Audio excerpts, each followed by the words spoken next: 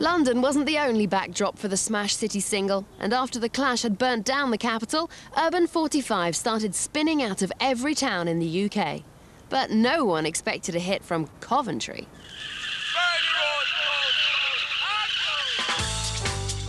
This debut single from the Specials skanked into the top 10 in 1979.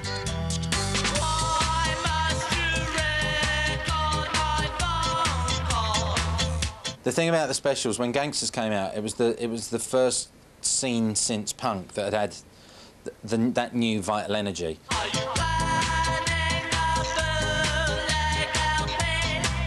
The Midlands is sort of a weird place. It's like nobody really knows where it is or what happens there.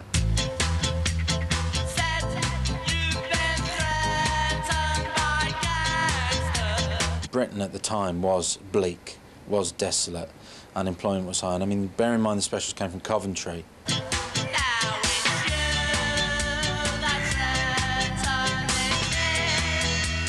It used to be sort of just different areas fighting. I mean, that was pretty much what it was, and it got very heavy.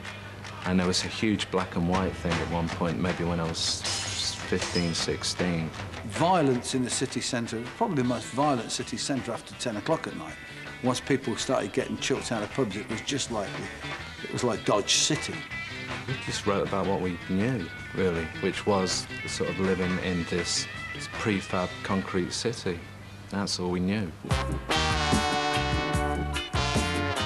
The Specials' new take on the urban single caught the mood of the country. Their biggest hit, Ghost Town, topped the charts in 1981 as Liverpool, Manchester, Bristol and London exploded into the worst riots Britain had seen since the war.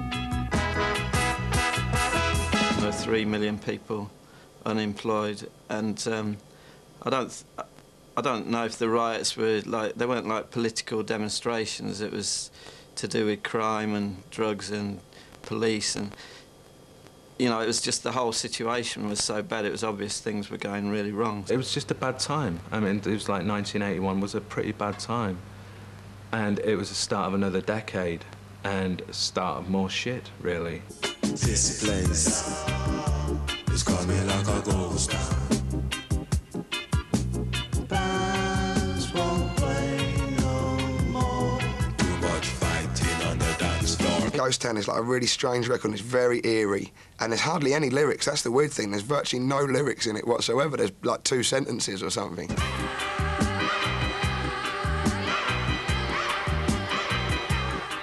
I don't know whether it captured the mood or what, but it was just, you know, my opinion of what was going on, what I saw on the road at that time with the band. Do you remember the good old days before the ghost town?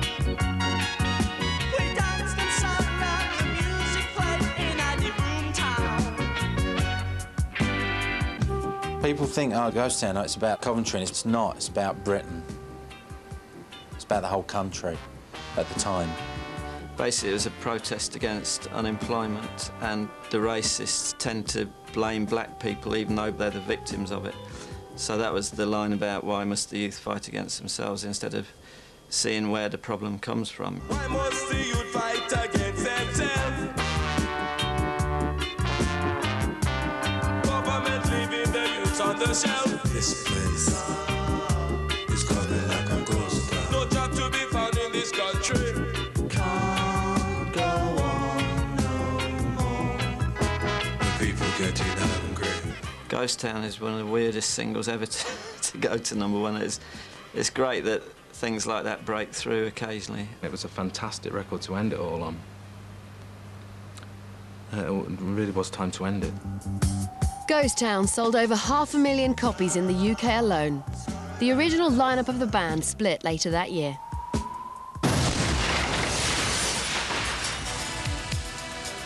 In the Waterloo Sunset kick-started the British Urban 45, and by the 1980s they were flying thick and fast from every corner of the country. But over the last decade, the smash City single has faded from the charts. Will we ever see the return of the Urban 45? Who knows what's cooking at a studio near you? Remember this one?